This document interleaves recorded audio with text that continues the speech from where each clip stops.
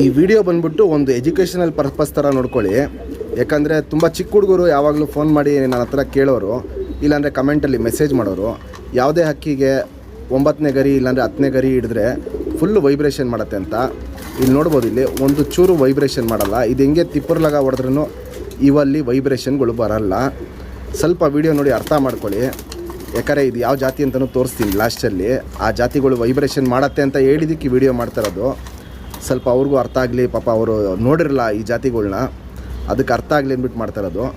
ಇದು ಬಂದ್ಬಿಟ್ಟು ಪಕ್ಕ 100% ಜಂಗ್ಲಿ ಹಕ್ಕಿ. ಇದು ಜಂಗ್ಲಿ ಹಕ್ಕಿಗಳು ಲಾಸ್ಟ್ ತುದಿ ರೆಕ್ಕೆಗಳ್ನ ಇಟ್ಕೊಂಡ್ರೂ ವೈಬ್ರೇಷನ್ ಮಾಡುತ್ತೆ. ಗಿರೇಬಾಸ್ ಒಂದೇ ಎಲ್ಲ ವೈಬ್ರೇಷನ್ ಮಾಡೋದು, ಜಂಗ್ಲಿನೂ ವೈಬ್ರೇಷನ್ ಮಾಡುತ್ತೆ ಅಂದರು. ಪಾಪ ಅವ್ರು ನೋಡ್ಕೊಳ್ಳಿ ಅಂದ್ಬಿಟ್ಟು ಈ ವಿಡಿಯೋ ಮಾಡ್ತಾಯಿರೋದು. ಮತ್ತೆ ತೋರಿಸ್ತಾ ನೋಡ್ಬೋದು, ಇಲ್ಲಿ ಎಂಥ ತುದಿ ಹಿಡಿದ್ರೂ ಜಂಗ್ಲಿಗಳಲ್ಲಿ ವೈಬ್ರೇಷನ್ ಬರಲ್ಲ. ಅದಕ್ಕೆ ನಾವು ಮಾಡ್ತಾರೋ ಶೋಕಿ ಬಂದ್ಬಿಟ್ಟು ನಾವು ಮಾಡೋದು ಗಿರೇಬಾಸ್ ಶೋಕಿನ. ಇದಲ್ಲೇ ಎಲ್ಲ ಬಂದ್ಬಿಡಂಗಿದ್ದೀರಿ, ಎಲ್ಲರೂ ಜಂಗ್ಲಿಗಳ್ನೇ ಇಟ್ಕೊಂಡು ಟೂರ್ನಮೆಂಟಿಗೆ ಬಿಡ್ಕೊಬೋದಿತ್ತು.